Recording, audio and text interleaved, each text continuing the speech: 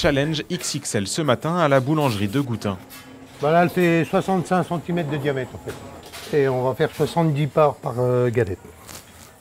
Au moins 70. La mission de Jean-Michel, préparer 3 galettes géantes pour un total de 200 parts qui seront dégustées par les habitants de Saint-Dizier.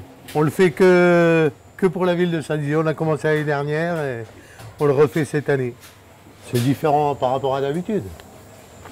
En plus, les enfants ont bien aimé l'année dernière, donc c'était sympa, quoi. Ouais. Le problème, c'est pour la mettre dans le chariot. Il faut qu'on la mette dans l'autre sens. Par rapport à une galette classique, rien ne change, sauf les quantités. Donc 1,7 kg, ça fera 3,4 kg de pâte. Et puis après, on pèsera la frangipane. La frangipane, justement, le cœur d'une galette des rois, il faut en compter 3,5 kg par galette, soit 4 poches à douille complètes.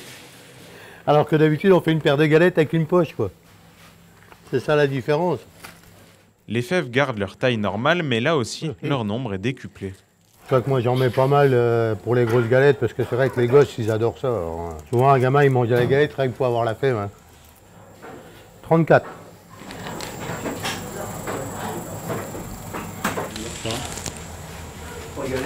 Plus qu'à tracer les rayures et les 3 galettes géantes sont terminées. Donc là, on va la laisser 24 heures au froid et demain matin, on les cuit. Le lendemain matin, les 3 pâtisseries sont enfournées pour 1h40 de cuisson. Les voilà prêtes à être dégustées.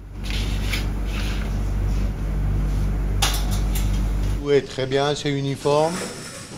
Et la largeur, c'était vraiment ric et rac, on ne pouvait pas plus large. C'était pile poil. Il n'y a plus qu'à la manger.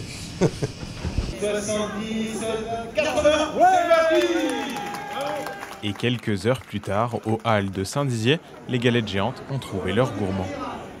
Elle est très bonne. Super bonne. Très très bonne. Excellente. C'est la meilleure que vous avez mangée cette année ? Ah oui.